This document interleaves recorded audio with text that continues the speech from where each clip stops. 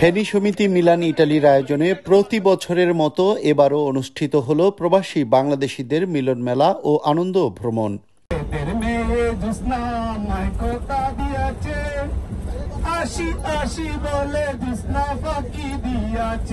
প্রবাসের ব্যস্ত জীবনে কিছুটা বিনোদন এবং প্রবাসে বেড়ে ওঠা বাংলাদেশি প্রজন্মকে দেশীয় সংস্কৃতি পরিচয় এবং বিধাতার সৃষ্টির সৌন্দর্য কাছে থেকে দেখাতে ইতালির মিলান থেকে ফেনী সমিতি গাড়িবহরে প্রায় 2 শতাধিক যাত্রীসহ লিগুরিয়া সমুদ্র সৈকত ও জেনোভা অ্যাকোয়ারিয়ামের উদ্দেশ্যে রওনা করে।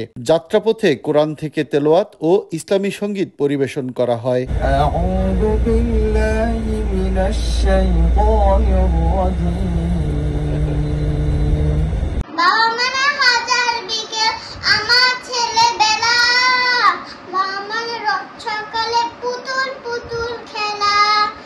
এতে সংক্ষিপ্ত আলোচনা সভায় আগত সবাইকে শুভেচ্ছা জানিয়ে সভাপতির বক্তব্য রাখেন সংগঠনের সভাপতি নুরুল আফসার বাবুল। আজকের এই আনন্দ ভবন এবং মিলন মেলায় আগামীতে আরো বড় পরিসরে সারা মিলানকে নিয়ে আমরা যাব ইনশাআল্লাহ।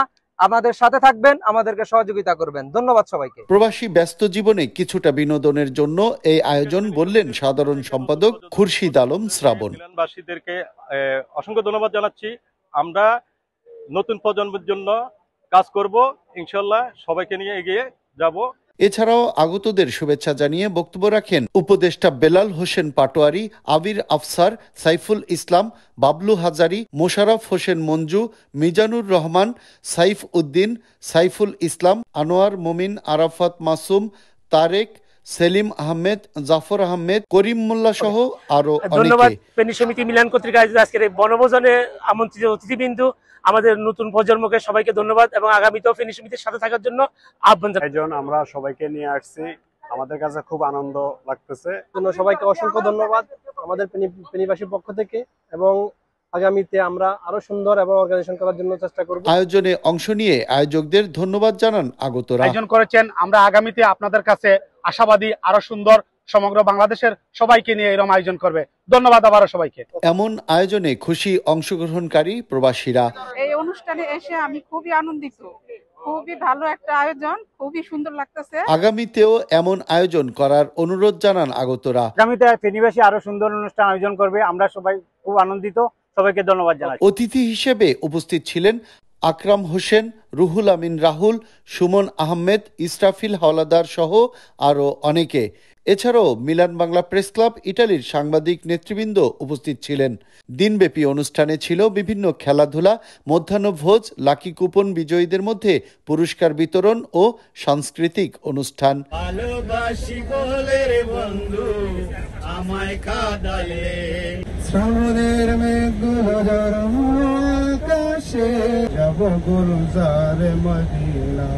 এতে পরিবারের সদস্যদের সাথে নিয়ে অংশ নেয় সংগঠনের সদস্যরা। এছাড়াও প্রায় 2 শতাধিক প্রবাসী বাংলাদেশিদের অংশগ্রহণ ছিল চোখে পড়ার মতো। প্রবাসে থাকলেও প্রবাসের বাংলাদেশি প্রজন্ম একদিন লাল সবুজের পতাকা পথ করে উড়াবে, এমনটি প্রত্যাশা আয়োজকদের। রিয়াজুল ইসলাম কাউসার, চ্যানেল 24, লিগুরিয়া, ইতালি।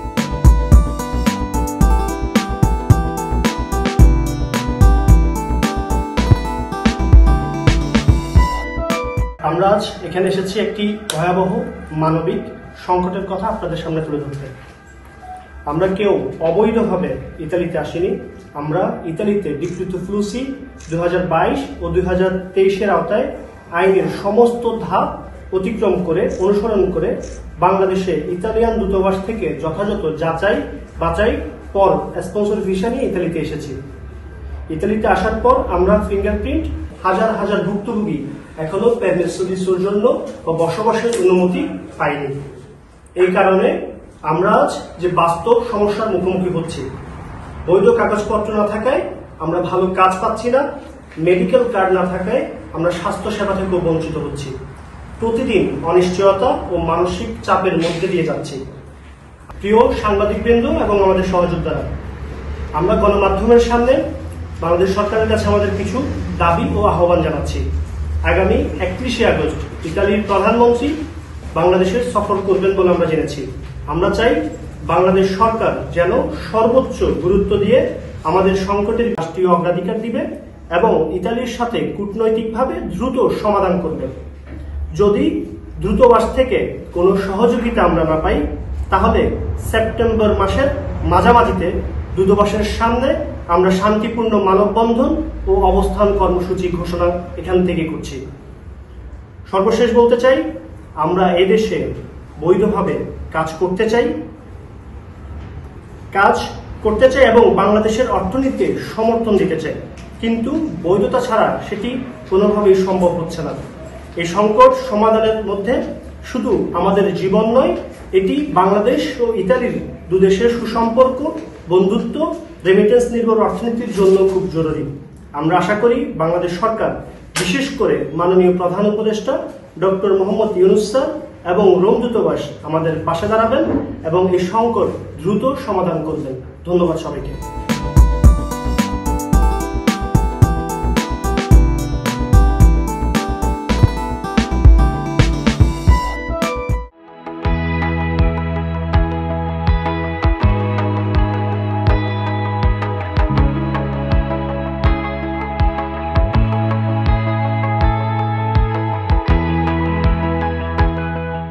আমরা মাসকাট থেকে 25 জন সফরসঙ্গী নিয়ে ওয়াদি দরবারে এসেছি।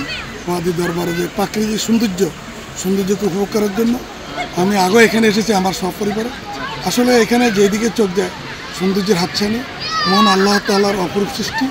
মনে হচ্ছে যেন দুনিয়াতে ছোট্ট এক টুকরা জান্নাত। পৃথিবীর বিভিন্ন প্রান্ত হতে এই ওমানের সালালা শহরের নিকটবর্তী ওয়াদি দরবারে হাজার হাজার পর্যটক এখানে ছুটে আসে এই ওয়াদি দরবারের সৌন্দর্যকে উপভোগ করার জন্য। এখানে সব কিছু পরিপাটি। এখানে প্রশাসন হতে যারা এখানে কর্মে নিয়োজিত আছে, সরকারি আধা সরকারি, সবাই হেল্পফুল। এখানে যারাই আপনি একা আসতে পারেন, পরিবার নিয়ে আসতে পারেন, আপনার বন্ধু বান্ধব নিয়ে আসতে পারেন। এখানে কোনো প্রতিবন্ধক, অন্যান্য দেশে মানুষ বিভিন্ন প্রতিবন্ধক সৃষ্টি হয়, আসলে কিন্তু এখানে যারাই আসে সবাই সব দিক দিয়ে সহযোগিতা পায় এবং বিভিন্ন রাইড আছে, বিশেষ করে বোট আছে, তারপরে ঝুলন্ত ওয়ারের রাইড আছে, অনেক কিছু আছে এখানে।